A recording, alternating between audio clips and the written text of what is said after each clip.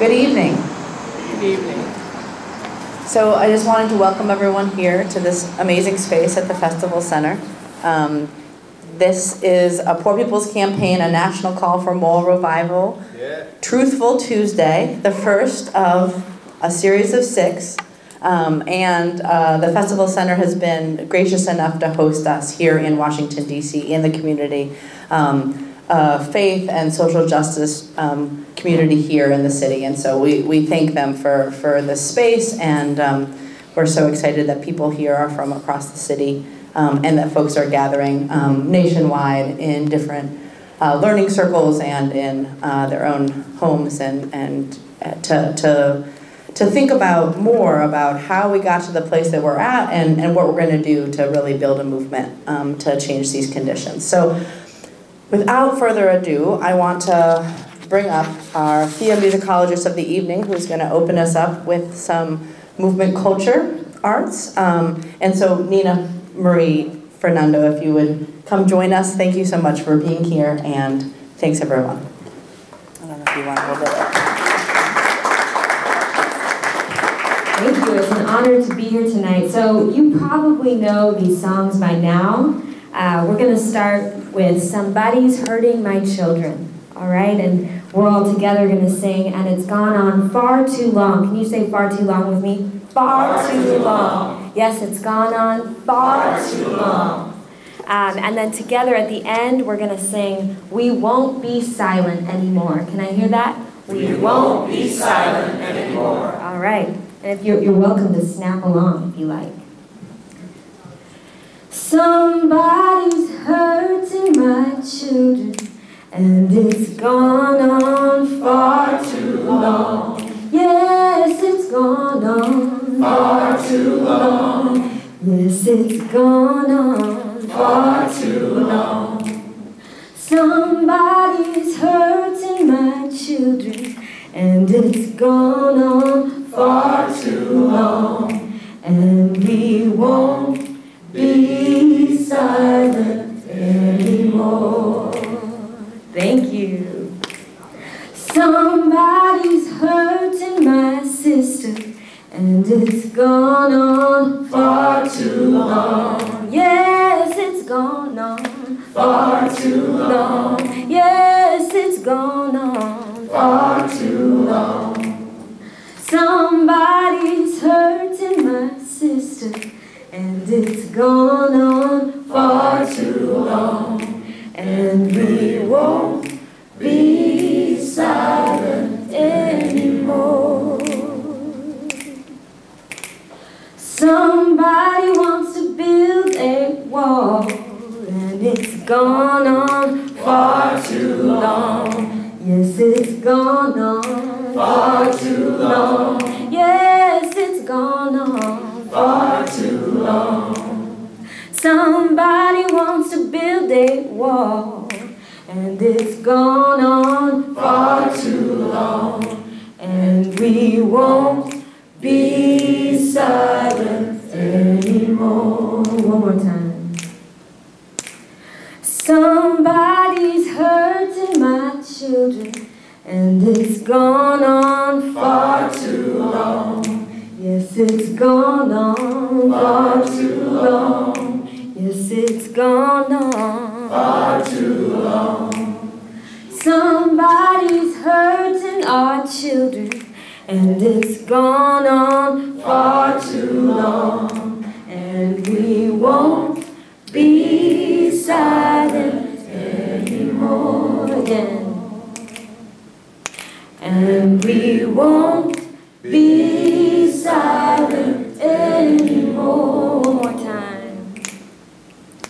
And we won't be silent anymore. Amen. Yeah. Amen.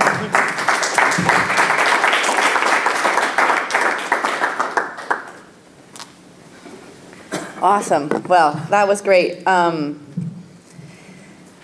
Welcome. It's really good to have folks here in the room and joining us online. My name is Reverend Dr. Liz Theo-Harris. I'm one of the national co-chairs of the Poor People's Campaign, a national call for moral revival. And we are broadcasting from Washington, D.C., where yesterday we launched 40 days of moral, nonviolent, direct action. Yeah. That's right. And it was a powerful day.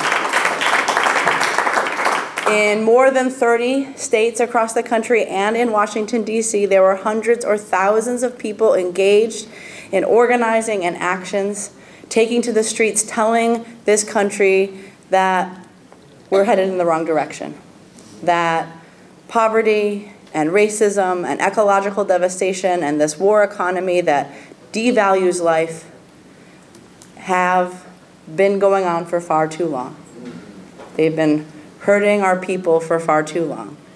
And we won't be silent anymore, and we'll begin to organize to build a state-based, deep-rooted moral movement to change the direction that things are going in. And so it was a powerful day, and it follows a whole pattern that we're doing over the course of these 40 days, where on Sunday evenings we have mass meetings that are also nationally broadcast and live streamed across the country and world.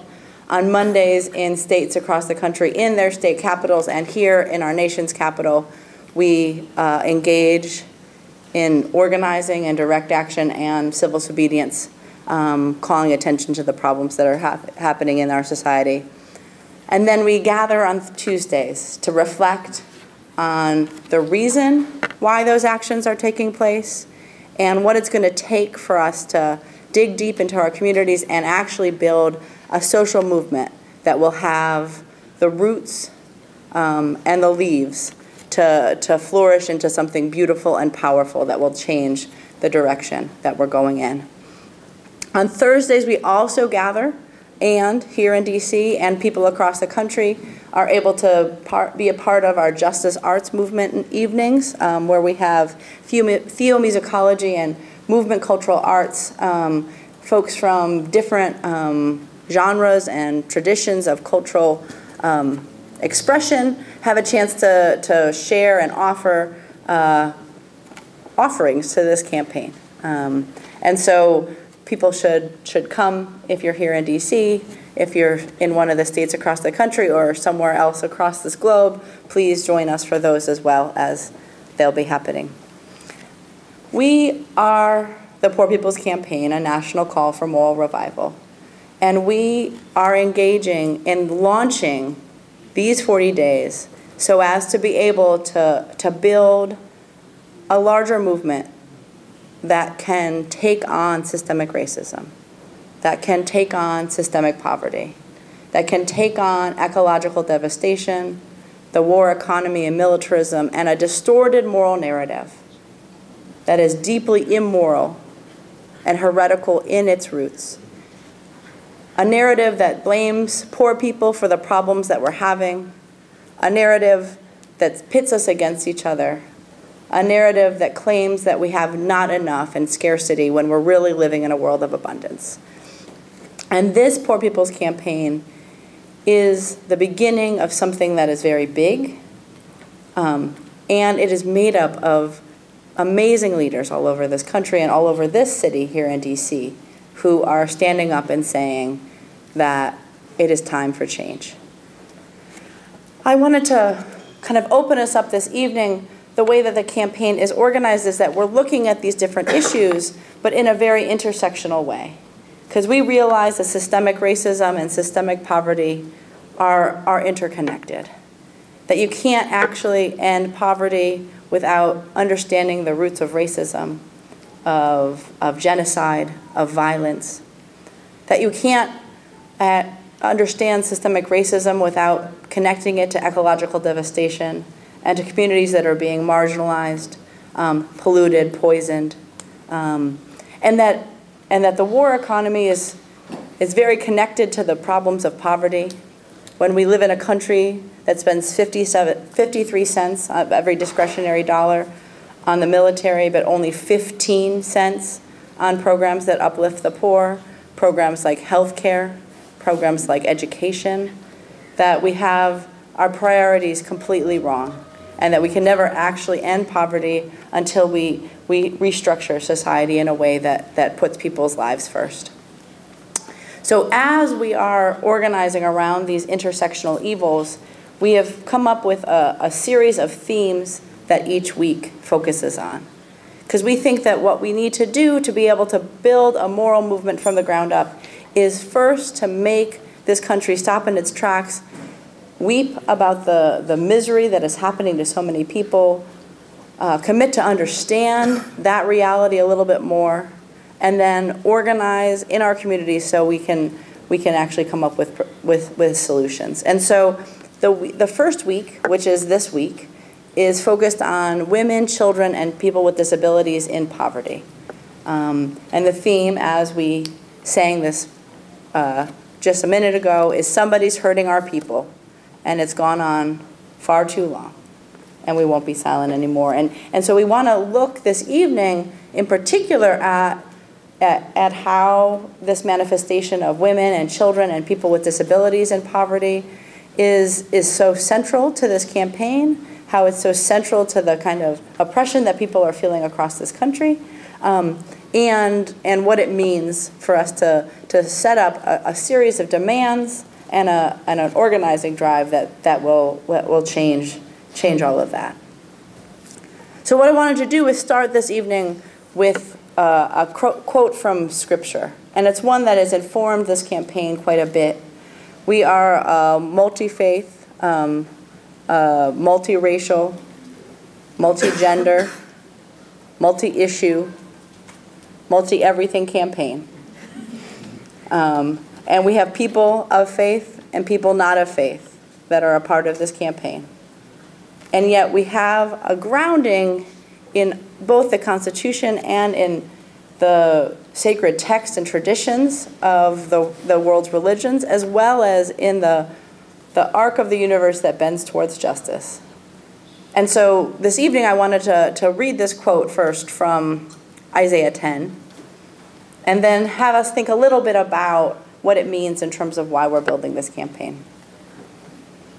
So, doom to you who legislate evil, who make laws that make victims, laws that make misery for the poor, that rob my destitute people of dignity, exploiting defenseless widows, taking advantage of homeless children.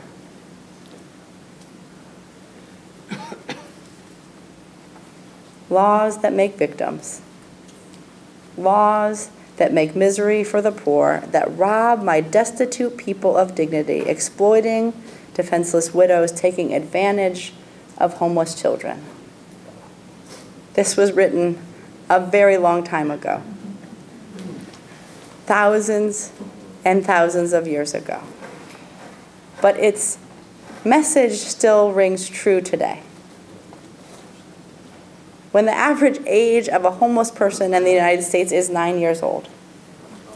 When 75% of people who are poor are women and children.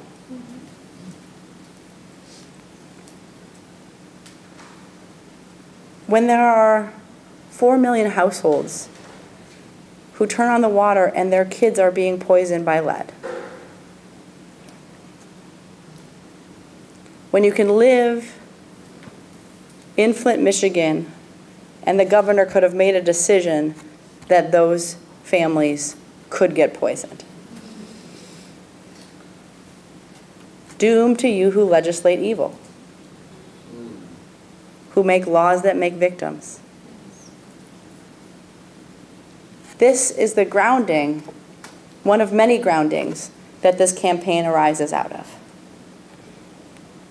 Families living with poisoned water in Flint, homeless encampments in California and Oregon and Washington State that are being attacked by the authorities, throwing out people's stuff, taking kids away from their families.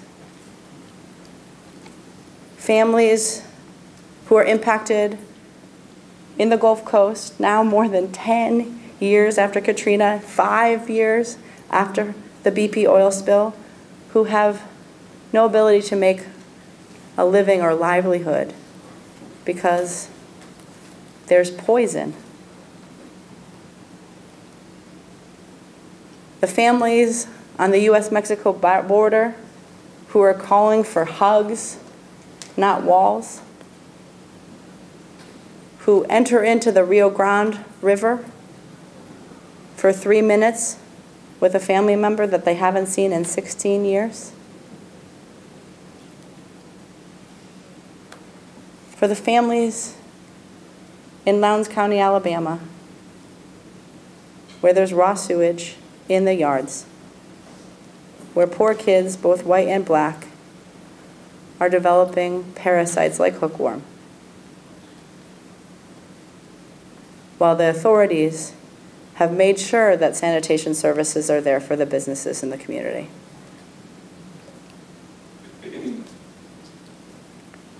For the towns and cities across this country where people are literally dying because they do not have health care. If anyone was a part of the action in Washington, D.C. yesterday,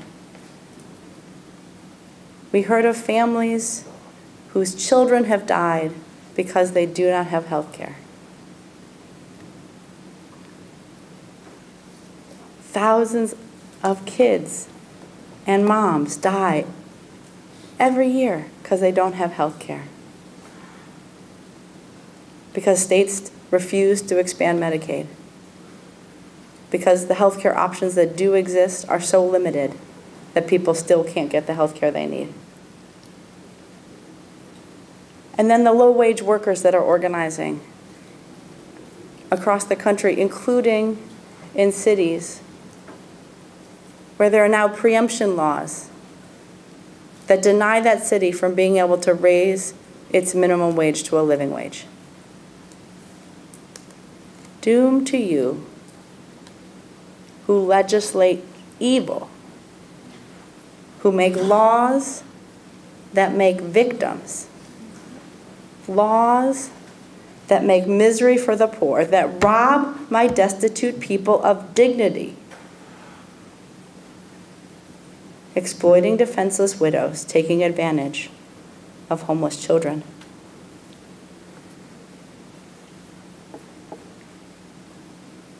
This is so true today.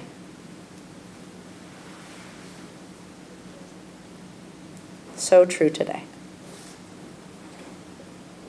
And so what do we do in the face of this? We've gathered this evening because we have some powerful voices who have been educating and organizing and sharing culture in the community, and who have come forward to say that we need a Poor People's Campaign.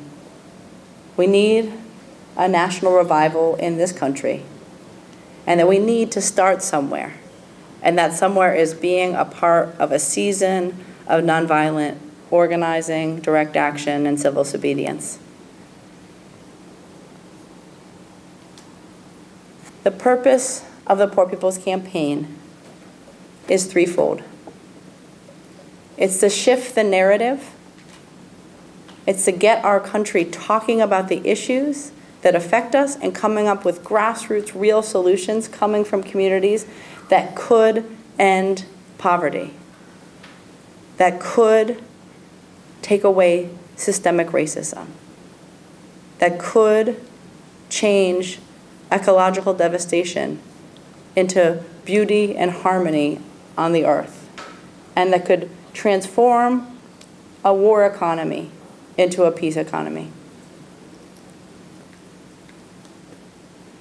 The second focus of the campaign is to build the power of people from below. In states across the country, folks have organized in new ways already. And then the third stage is for us to build a movement. And that means voter registration and mobilization. That means the set of demands that we've come up with. And I urge folks to go to poorpeoplescampaign.org for the demands that are a part of the campaign, and to check out the Souls of Poor Folk audit that we did in collaboration with the Institute for Policy Studies, with some help from the Urban Institute, a team of amazing economists and sociologists, impacted folks, and policymakers. So at this point, I want to turn the program over, but I have an announcement, it looks like, first. Just want folks to know that we're gathered here in this room, and it's a powerful room of people. And we're gathered in this room at the same time as people across the country are joining our live stream. There are folks watching watch parties in North Carolina. Across the state of New York, we know of at least 5 cities. There are folks in Mississippi, Texas, Arizona, Vermont, Michigan, Washington, Oregon, West Virginia, Oklahoma, California, Arkansas, Ohio, Florida, and many more. All right.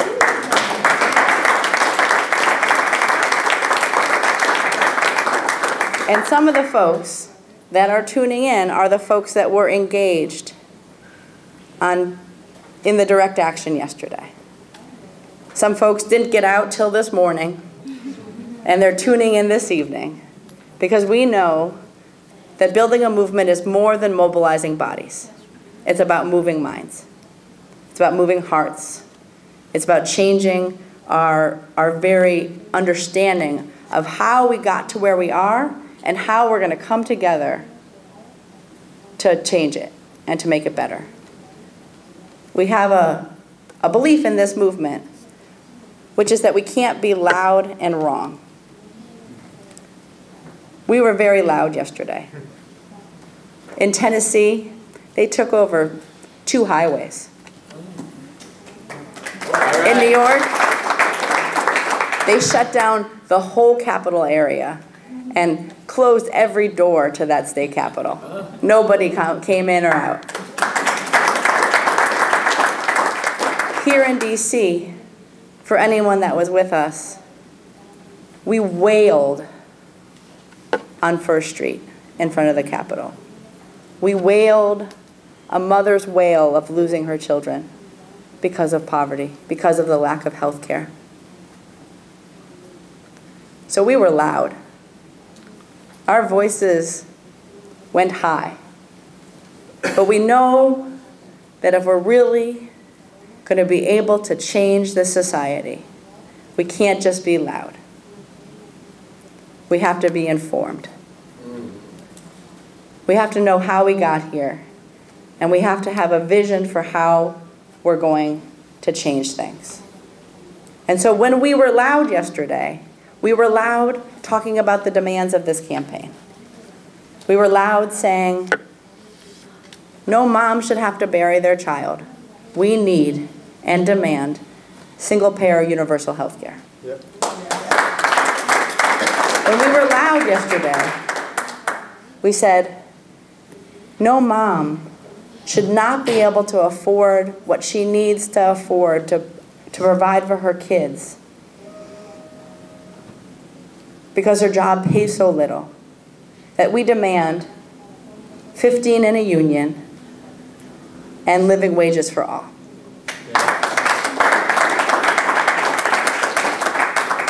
When we were loud yesterday,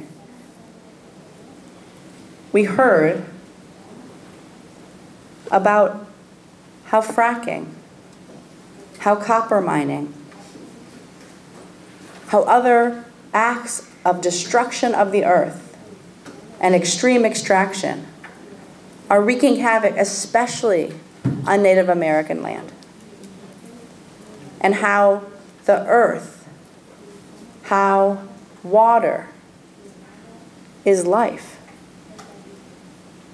And so when we were loud and we learned about that, we said, we demand to change our dependence on fossil fuels. We demand to build a true green economy that doesn't exploit Mother Earth. So these demands are coming out of struggles, and they're informed by deep research, by deep understanding. And that is connected to the kind of learning that we're doing this evening. So I'm going to turn it over to the moderator for our panel this evening. I want to make one announcement, which was that various folks are coming forward to be a part of these Educational Truthful Tuesdays, and someone that was supposed to be with us this evening was Marian Wright Edelman, but she was unable to attend because of being under the weather. So people should keep her in your hearts and minds and lift her up, and know that we appreciate, you know, the role that she played back in '67 and '68 with coming up with the Poor People's Campaign with John F. Kennedy and Dr. King and many, many leaders, and that we appreciate the work that folks like her are doing still today. But we have a great program for people this evening, and so I'm going to turn it over to Ross.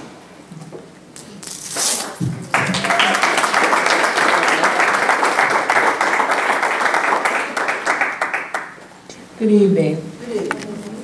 I'm Roz Pelles. I'm one of the co-managers of the Poor People's Campaign. I'm also the vice president of Repairers of the Breach, one of the sponsoring organizations of this campaign.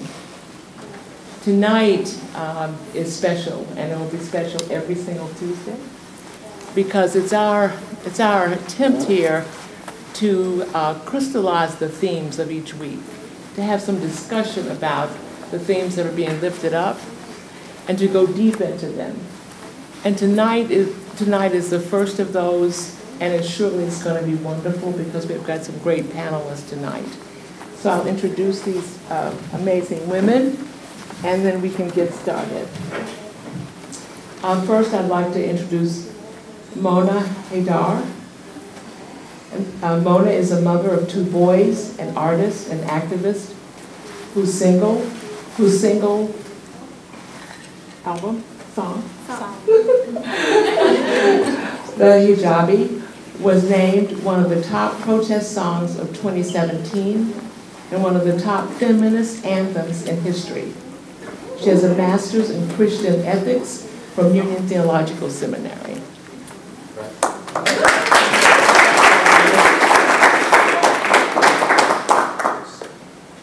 Dr. Colleen Wessel-McCoy is with the Cairo Center for Religious Rights and Social Justice. She's done extensive research and has written about the theology of the Poor People's Campaign of 1968. She's contributed in the political education process of the Poor People's Campaign, a national call for more revival. Colleen? And our final panelist is Reverend Claudia de la Cruz from South Bronx, New York. She is a mother, an organizer, and an educator. She's a member of the Popular Education Project, a national collective committed to working with grassroots organizations in the development of political education processes. Claudia has done work organizing with immigrants and young women in New York for over 20 years. I love young. You do. So what we have tonight, brothers and sisters, are 3 panelists, all women, who will speak to our theme tonight based on their work, based on their beliefs, and based on their best understanding of the world.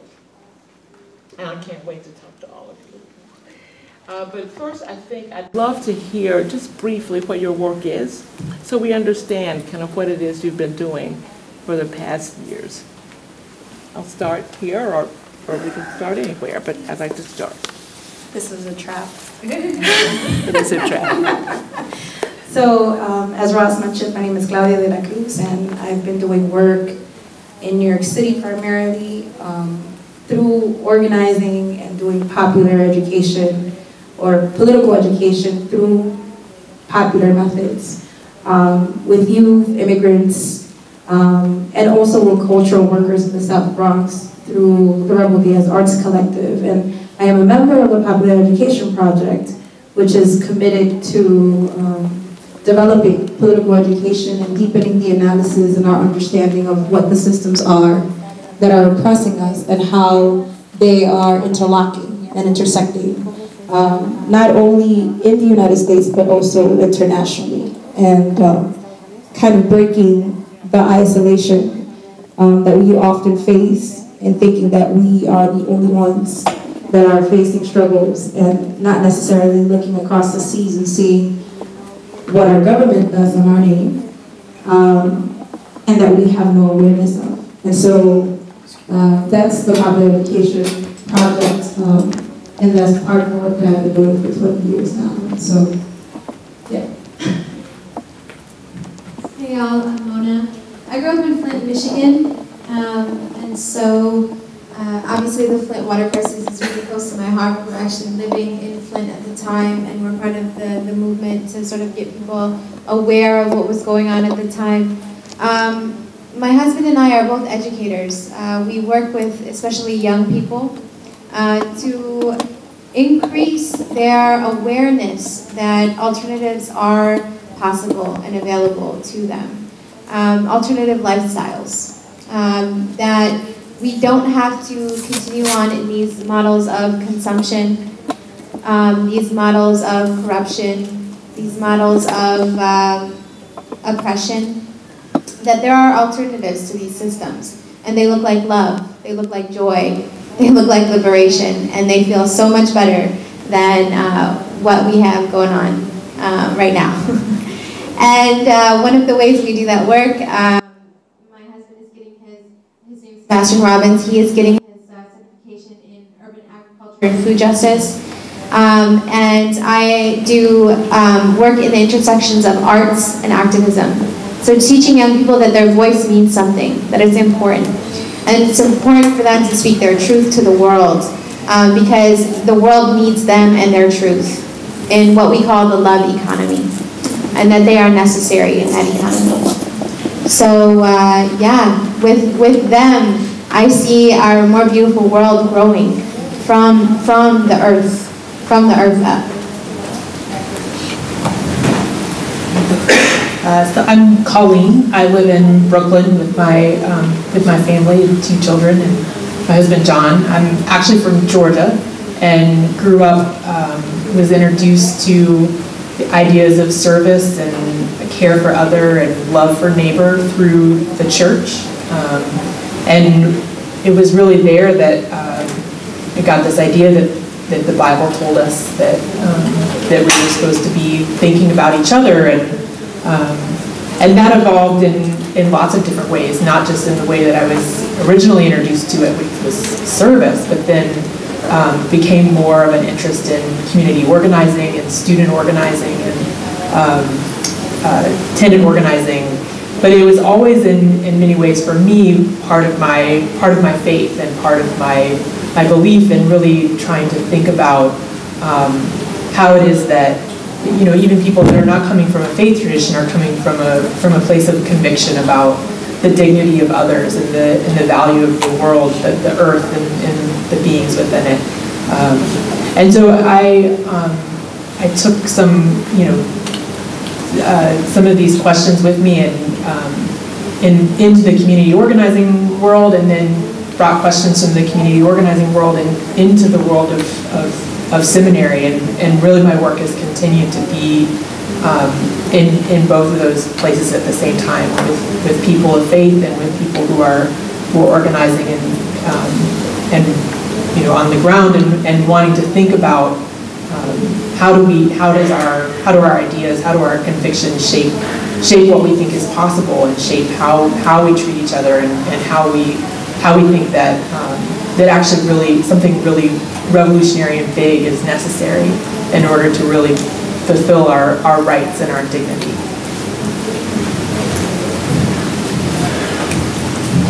So, Colleen, I want to start with you. Colleen is probably one of the best experts in the country right now on the Poor People's Campaign. You've done a lot of study, and you've written, people have quoted you, and look back at your work as we've crafted this campaign. And I really want to start with you to tell us a little bit about why this campaign is so important in this period, in this political time, just to give us a little background. Well, I should say that the idea of studying and looking at the original Poor People's Campaign was not my own. that when I came into this work, there were generations of activists and community leaders who had been talking about this moment, and a lineage of people who had been involved in 1968 and then had continued to do this work. And many of them are still with us today and are part of the campaign today. And so I came into a network of community leaders and scholars who were doing grassroots organizing and then looking at history and saying, what are the lessons of history that are going to make possible us, both learning from our successes in the past and learning from our failures in the past. And one of the moments that we looked at, and people kept referring to, was the Poor People's Campaign. And really it was a moment when people came together across lines of difference, and people claimed this word poor and said that this is not something to be ashamed of, this is something that is that it's a position that we are forced into, and it's a position that we are going to refuse to be silent about, and also not be shamed out of coming together under this banner of a Poor People's Campaign. And it was really significant at this moment so this was 1968. The Vietnam War was at its height. There was both the highest deployment and the highest number of casualties in 1968. It was an election year. It was a year when segregationist Wallace carried 13% of the vote nationally. And so there was a very strong reactionary right in that year. They were coming out of the huge victories of the civil rights period, and people had been mobilized and had come together, and they had won these successes, and yet life was still a life of poverty for millions of Americans. It was a period of an expanding economy, and yet people were still poor. We had won civil rights acts, and people were still poor. And so Martin Luther King Jr. and others were looking around and saying, we have been a reform movement, and we must be a revolutionary movement. And we must start to tie together the anti-war movement, the young black movement that's really rising up in the country, but then we also have to look and not be isolated in racial and ethnic groups, and realize that actually there are a lot of us, and that we're kept divided from each other by racial divisions, geographic divisions. And so King sought out not just individual poor people, but people that were poor people who were organizing in their communities, and brought them together. And it was right in the middle of this that he was shot. He was killed in the midst of really bringing together a new constellation of the leadership of the poor. And then it was the Poor People's Campaign that came after that. But this idea for what was possible and necessary at that time is one that people have really continued to talk about, and there have been people talking about it ever since then. And this is the moment that we're lifting this up and seeing both commonalities and differences, and doing some things that are the same and some things that are really different. But I think that it's an idea and a vision that really still continues to speak to today. And Mona, how is this relevant to your work?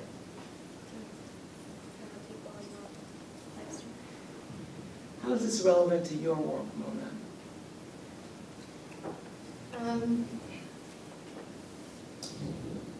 So I'm a Muslim who studies Christian ethics, and yeah, it's funny, I know. It's important work, though, to understand the foundations of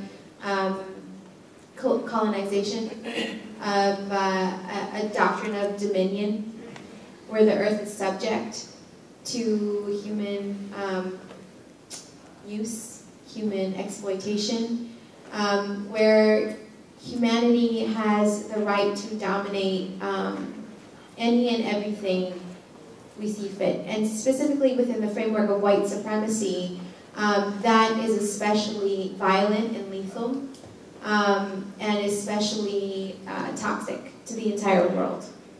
And so dismantling those systems for me as a Muslim, as a mother of 2 young boys who are white passing, is really important, because for them, as little white passing children who are half Syrian, it's important that they grow up in a system that they don't believe that they are better than anyone. That they don't hold the false belief that they have the right to do what they want with the earth. That they have the right to take what they want, right? And have whatever they want, right? That it's about something much larger, much bigger, called true spirituality. Not a pseudo-spirituality, but something true and real. Not that cheap grace that many theologians have written about, right? But something that is real and comes from a wellspring of courage, of bravery, something that we can really sink our teeth into, something of substance, right? And that work is difficult. And so I don't actually claim to be doing that work. Because to be doing that work like Dr. King did, like Malcolm did, it puts you in the line of fire. They will kill you for that work, right? And so I don't proclaim to be doing that work, because for me that is a high station, right? Those people have done and continue to do incredible work, and I strive for that, certainly. But the work that I do is honor the youth who hold those values, and to tell them that we need you, right? It's not this conversation of undermining the millennials or Gen whatever, right? And saying, you know, y'all are just on your iPhones all the time, all these stupid apps, doing this, doing that. I don't know what this thing is. What is Instagram? Wasting your life. You're never gonna buy a house because you buy too much avocado toast. Like, you know, we continue to cut them down. And so I see my role as sort of an intermediary, offering them the truth that they are valuable and necessary and needed. And if I can be just a building block for them to stand on, I will have done my work as an artist, as an activist, as a mother, right? As a caregiver. So we're looking at poverty. We're looking at poverty as it was defined 50 years ago. And we're looking at poverty today. Is it different, Claudia? I mean, I think it's different because we have more. And in a country where we have more in abundance, there's less access for the most. And I think just globally, when we look at, I mean, I like naming things, right? And I think it's important. When we talk about economic injustice and poverty, there's something that creates it, and that's the accumulation of wealth, and that's called capitalism. And I think that when we talk about that system of capitalism and we talk about the accumulation of wealth, we're talking about, again, a small percentage of the population that benefits from the poverty of the most. Poverty is a lucrative business. It's become lucrative. And I think, well, it hasn't become, it always has been. And that's why it's increased, even though there's abundance in the world and enough for everyone. So there are differences in that way. That there's more, there's an abundance, and there's less access to most people. Now, I think the difference is the way in which it's masked, right? The way in which people feel things. And I don't mean like the way in which you experience poverty. I live in the South Bronx. I was born and raised in the South Bronx. I know how poverty looks. I know what it is to eat a piece of toast with sugar and water. Like, I know that experience. I'm not talking about feeling it that way. I'm talking about our notion of what we think poverty is. If you have the ability to consume, we think that we are poor because we have the ability to consume. Now, that doesn't mean that we aren't poor. Like, the illusion of a middle class, even though you live paycheck to paycheck, gives you some sort of illusion of security. You have a job, you could pay a mortgage, you could pay for your car. But what happens if you lose one check or two?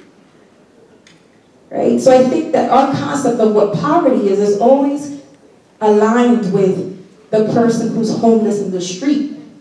And we don't even think that the concept and the experience of homelessness has changed, where you have people who are living packed into a house or an apartment, where you have students that graduate and can't afford to go live on their own, and they have to go back as adults to live in their mom's and pop's house.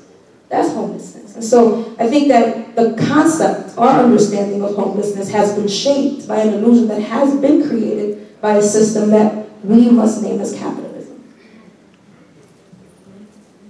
So this new campaign, this continuation of the work from 1968, is resonating all over this country. And it's based on a revolution of values. Colleen, why is that important now? So this phrase, revolution of values, is one that King used a lot in this period in describing, I think, what's necessary in order for there to be a revolutionary movement. That it's not something that happens automatically or mechanically, but that we're transformed by the possibility and by beginning to be able to imagine something different. And one of the things that he talked about as one of the real challenges before us, and particularly in building a poor people's campaign and a movement for civil rights, is the ways that we're just really taught over and over and again, both that it's not possible and that we are not the ones that can make it possible. That changes happen by someone else, and that the best we can do is to petition change makers, and we can speak truth to power, and whether they do something with that truth is on them. But that actually our only job is to sort of voice our complaints. But really actually what is possible and necessary is for us to become leaders and to develop other leaders and to become the ones that call forward a real revolution. That's first one, a revolution in our hearts and our minds. And then because we have that revolution take place in our communities and our networks and what we're building in the states, and then that's what makes possible real change. Not because people suddenly become more benevolent and sort of give us what we're asking for, but because we're putting forward a real alternative and putting forward the vision for that and the assessment and the analysis, not just of what is happening to us, but how it could be different and why things are wrong. And I think that's really part of what the Poor People's Campaign is doing, is really building each other, and we're seeking out other leaders and developing ourselves and studying and engaging in art making together and reading sacred texts together, and that is what becomes a revolution of values and makes possible a real revolution in society. So Mona, why is this resonating now? Why is it that Liz talked about in so many states where people are involved, 30 plus states where people are involved in this campaign, where people are risking their bodies just to make statements about what's happening in this country? Why right now is it so important? Why is it resonating with folks? I always make the joke that it took 2 Bushes to get an Obama, and so, I mean, hopefully it'll only take 1 Trump to get something really great, right? That's the hope, that's the prayer. Please God. So, why now? I mean, we're in Washington, D.C. I think he's right there. And I think we're at a critical moment when we're coming to understand that we are not and cannot be single cause people. We cannot stand for just one thing. And that the trickery is that they tell us that we have to. And the lie of white supremacy or the empire or colonization or whatever you want to call it is to divide. And that when we are divided, we cannot be powerful. And so people always say, we're speaking truth to power. No, we are the power, speaking truth to domination, right? And when we recognize ourselves as the power, and recognize that as nothing but dominion and domination, we shift the narrative. We need to re-empower ourselves, reinvigorate the conversation, and shift our awareness just a tiny bit to let people know that they don't need the liberation of capitalism, right? They need the liberation of their own hearts. The liberation that they can give to themselves, right? Because it's just a tiny shift in awareness to tell somebody that you are free. You can be free. It's this system. It's not these people. It's this system, right? And that you are an agent to make this world more beautiful and better together with the rest of your people. And so this is the moment. This is the moment where we're coming to realize that the ecological crisis is the same as the indigenous genocide, is the same as sexism, is the same as Black Lives Matter, because they are all completely intersectional and one relies on the other, right? Womanist theologian Melanie Harris wrote about this beautifully in a text where she said, you cannot separate ecocide from genocide. It is impossible, right? And to do that is injustice. To do that is injustice. And so coming to this moment, we're arriving here on the shoulders of so many who came before us, witnessing to that, telling us, join together. Nothing is going to happen until we do that, right? Nothing is going to change or shift. It's just going to take a slight discomfort on our parts. Right? Claudia, what is possible? What is possible? Given earlier you talked about that there's abundance, that we are not suffering because there's not enough. So what is possible? I'm going to reference hip-hop Magoo. Exactly.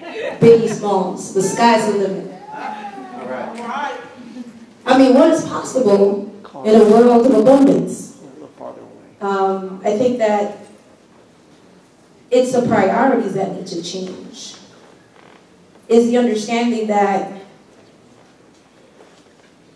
sorry, I get carried away. So, I mean, there is a possibilities for access to school for free in this country. I come from New York City. We have the City University of New York, which was at some point free for everyone. I attended CUNY, and I attended Union Theological Seminary, and then I did my master's degree at Columbia University, and I'm $120,000 in debt, which I will never pay, because I can't. And in principle, it's wrong to pay it, just in principle, right? So I feel like what is possible? The access to education is possible. The access to healthcare is possible. The access to dignified quality living is possible. And I think the question is, what makes it impossible for us to be able to live a dignified life? You know, and it's the same systems that, you know, oppression that you were talking about, white supremacy, imperialism, capitalism. You know, I come here and I bring the Bronx, but I also bring Palestine. I bring Puerto Rico.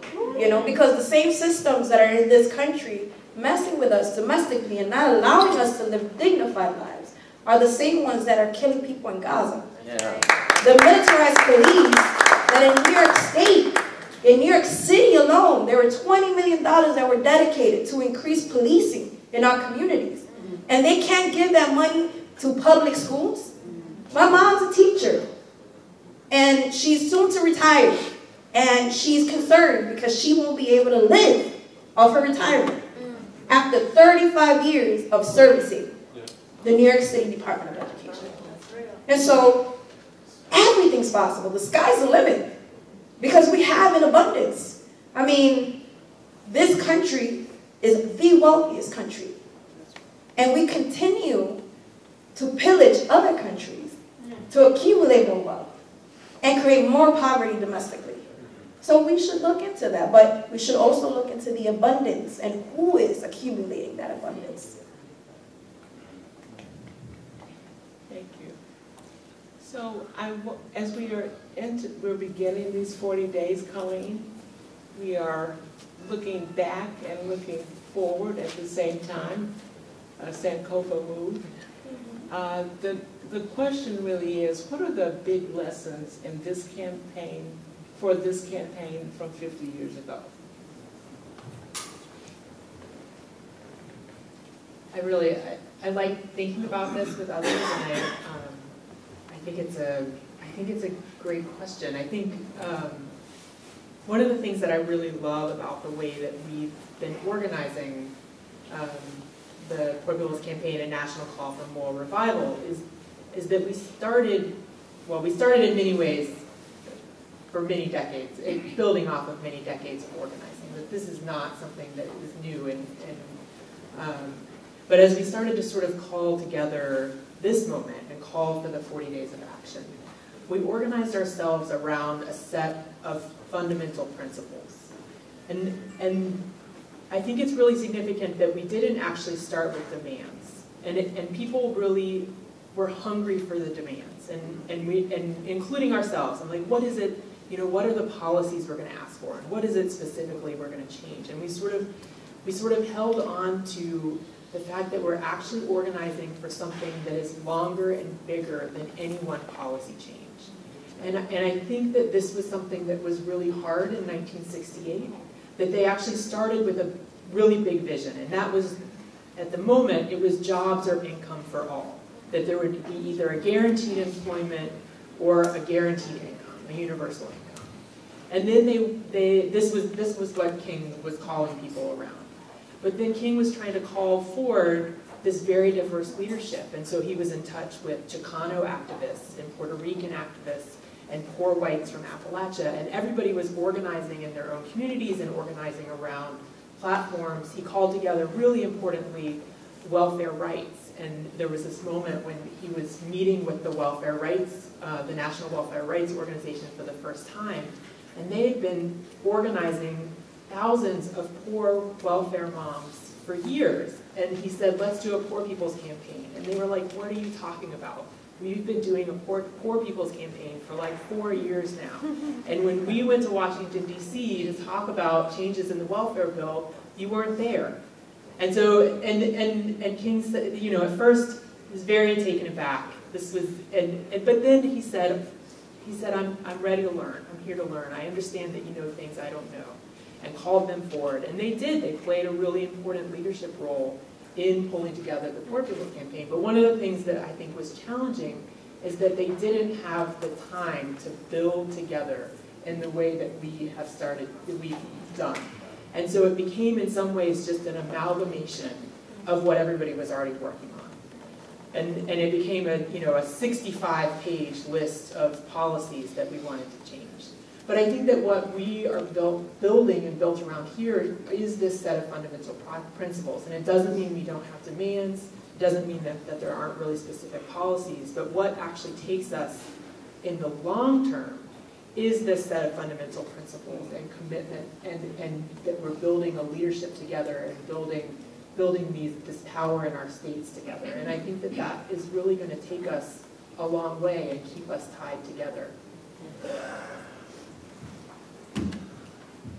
So one of the things we talk about in this campaign is changing the narrative, changing the immoral narrative that exists now to explain a lot of things, including poverty. Who is poor? Why are they poor? So why is that important? Why is that particular thing important to change the narrative, Mona? Because it's about the truth, right? It's about telling the truth, regardless of the consequences. Like, we have to be done with respectability politics. We have to be done trying to say the right thing to get the pleasure of this person or that person. One of the reasons I so respect this campaign is because we're not here in DC because we want this leader or that leader from this party or that to stand up with us in solidarity to prove that we have some kind of real power. We recognize the power in this room, the power beyond this room from the people watching the live cast, right? We recognize the true power in this country, which is the power that makes it run. It is the people, right? The poor people, on whose backs this country is continuing to be built on, right? So for me, it's about that. And specifically, being a Muslim, being the daughter of immigrants, what's going on in Syria right now is not separate from me. What's going on in Gaza right now is not separate from what's going on in Tuscaloosa or in wherever it is, right? It's not, none of it is separate. It's all the same cause, because at the root of it, justice is justice. And justice breeds justice. The Quran says, فَهَلْ جَزَاءُ الْإِحْسَانِ إِلَّا الْإِحْسَانِ, that is not the response or the recompense of beautiful excellence, anything but beautiful excellence, right? That's all there can be when it is what is brought forth. And so dismantling the narratives of other, like Muslims, we are afraid of Muslims in this country. Why? Because largely they are brown and black, right? Muslims in this country have been here since the slave ships arrived on these very beaches. Like Malcolm said, Plymouth Rock, we didn't land on Plymouth Rock. Plymouth Rock landed on us, right? Why? Because, right, those slave ships carried the bodies of Muslim women and men. And now suddenly we have a Muslim problem. No, we have an American problem, right? We don't have a Muslim problem. We have a justice problem, right? And so whatever we're calling it, right? The problem of the Mexican border, the problem of trans people and that they want rights, God forbid, right? Or like any of fear of other. It's all fear of other, and it fuels all of these marginalized and fragmented industries. Islamophobia is nothing more than an industry. It's manufactured. It's built on the death, the lives and the death of Muslims, right? And so for me, this is the only work there is. Where else should any Muslims be but right here, right now? This is Muslim work. This is Christian work. This is Buddhist, Hindu, Sikh, agnostic, atheist work, because this is the work of the people.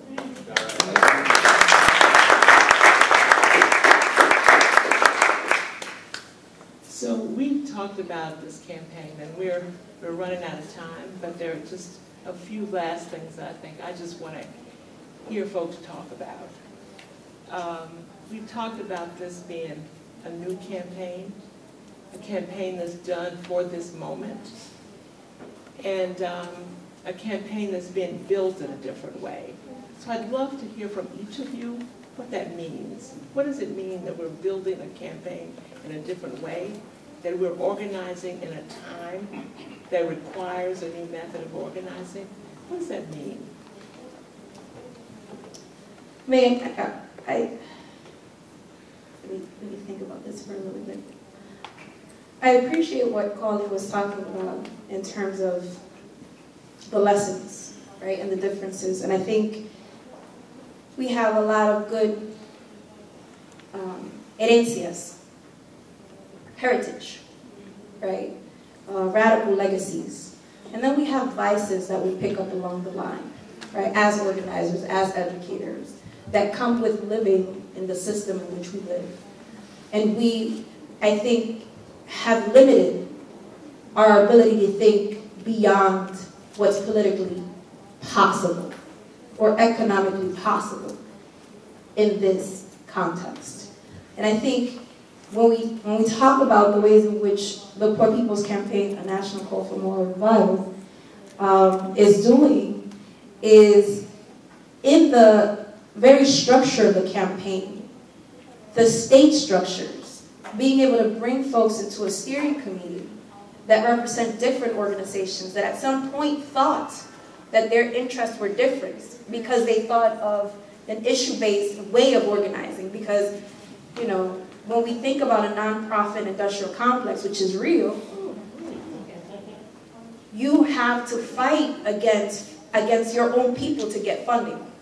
So you fight amongst each other, even though the interest is still the same. Your desires to advance the struggles of those who are poor and dispossessed because of funding, right? And so when you bring folks that are tired of being tired, right, and are exhausted of gaining reforms that will not move forward, because when the Democrats leave and then the Republicans come, it becomes like a political game, right, during elections, and nobody talks about the poor. And so it's about the interest of elections rather than the interest of the people. And you're gathering these folks from different communities and different organizations into the steering committees, into the coordinating committees, and folks are engaging in study together, engaging in struggle together, struggle from their differences, right, and finding also commonalities. I think that is a strong legacy for what will come after the 40 days, what will come after this year as a multi-year campaign. So there's a level of infrastructure that is being developed by the campaign, along with political education, which I think is the heart of any movement, as important as culture. So political education and culture go hand in hand, because it doesn't only move the minds, it moves the hearts. It does something to the gut. So I think that those are some of the things that I've picked up in doing the work with the Poor People's Campaign. And I feel like the infrastructure that's going to be left, the political education, the cultural work, are legacies that are radical, that happened before. They're not new, but somewhere along the line we kind of forgot, and things just kind of were sprinkled here and there, and now they're becoming the core and the center of a lot of our work. So one of the things I think is really significant about organizing in a new way in the Poor People's Campaign is really challenging some of the narratives that we're told about poverty and about who the poor are. One of those is that the number of people who are poor is small, and that it's just sort of a small segment of society, and if they could just be brought into, it's a healthy society if they just get job training or better education and be brought into it. Yeah, and then the other thing is that there's something wrong with us, and that we make poor decisions. And then the other thing is that there's actually not enough to go around.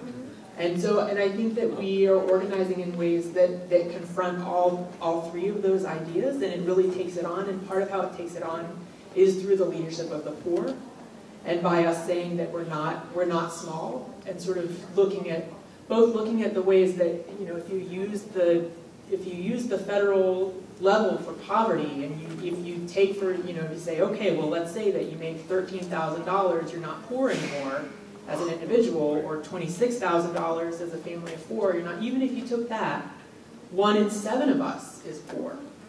And then really questioning those levels, and actually saying, no, that many of us, including myself, fall just right above that. And my ability to stay right above that is always in question as well. And a lot of us sort of move in and out of being below the poverty line or above the poverty line. And so when you really start to look at that, we're talking about something more like half of us. And so to have a society where half of us are not sure that next year will look like this year, or that next year will still look like this year, that's a different context. And then to say that then those of us who are poor are the ones who are part of the leadership of the campaign, and part of articulating what it is that we need to go forward, how we're going to go forward and what it is that's necessary.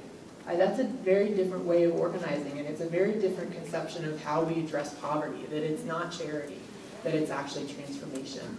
And I think that we're doing that, and I think that it's really significant. I think we're tired of a poverty line, period. Why should that even exist? Why should that even be a reality in our world? We're tired of Band-Aids. We're ready for real solutions. We're ready for real healing, real health. We're ready for solutions which disrupt the illness at the roots, right? And to do that is to do the work of the Poor People's Campaign in its intention, which is long-term, right? Which is planning for years out into the future. And using the spiritual imagination of our hearts with which we can see that future that is more beautiful. That future that is possible. That future that we all understand exists. Right? The future that if you open up any sacred text, it's right there. Whether you call it the kingdom, whether you call it paradise, whatever you call it. Right? It's there. And it's possible. Right here, right now. Right? I think that's what's so amazing about the Poor People's Campaign. Is it's not waiting. It's not waiting for something to happen. And it's saying we're doing it. We're bringing it. We're being it. Right? We're done with Band-Aids. We're done with poverty lines. I think that's a good place to end this conversation. We are done with it. We are done with Band-Aids. So please help me thank the folks who tonight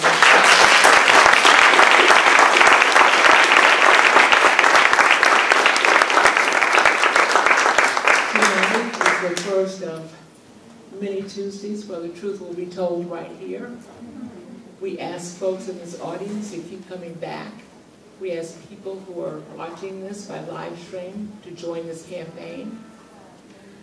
The truth will set us free. That's right. And will make us the force that we are meant to be in this country. So I want to thank everybody for joining us tonight.